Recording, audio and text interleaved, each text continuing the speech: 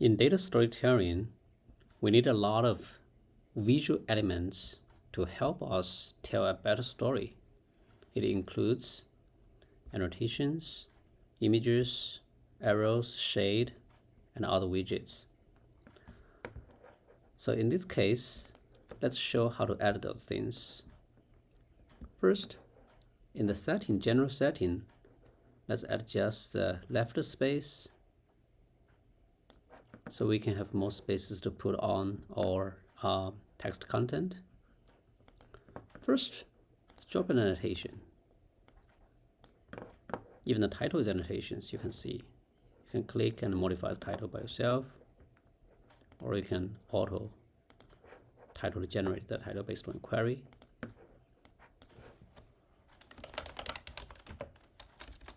Check out,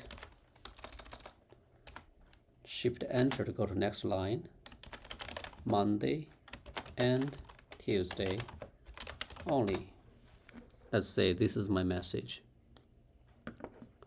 For the image, you can basically drop an image here and using the upload button to upload a new image from your computer. Or sometimes I just want to get an image from internet. So what I want is basically get the image URL. Let me just go to grab one randomly.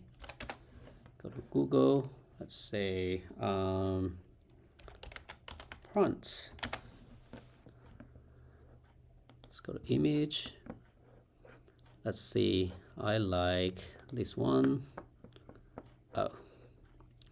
So what I want to do is basically I just want to get this image address. Go back.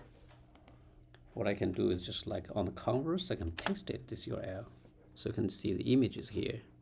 You can move it around, or you can adjust its size a little bit. Sometimes you want to make, copy transparent images so you blend it with background better. Another way is you can upload it from your local machine, like I said. For the arrow, is basically you can, help you to point it to something. For this one, I think we demoed in another episode. Basically, it's a smart marker. If you don't want a smart marker, you can turn it off. And basically, it doesn't detect data points anymore. So you basically can just like edit in the whole thing by yourself. I can delete it. I can just like, point it to something. By default is always open.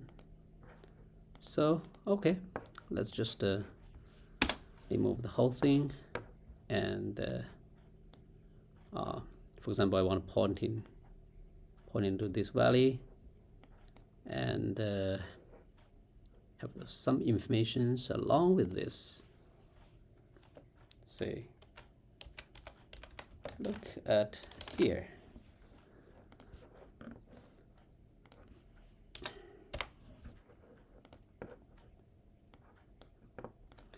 Right.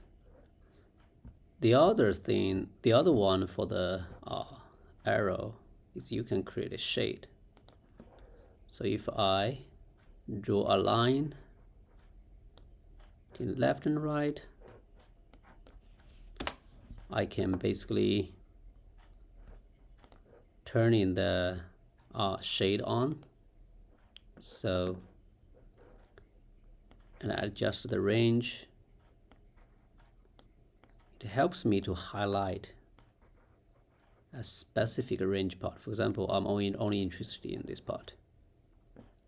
Of course, if you want to make a vertical line, you can create a shade for the vertical one as well.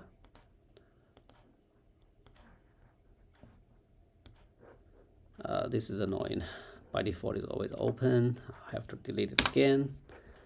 And just look at the shade. By the way, you can use in different head to for your line. Basically, I want to remove the S, dots, so it's solid line. I want to shade it again, so it's create, vertical line, create horizontal shade, horizontal line, create vertical line, vertical shade.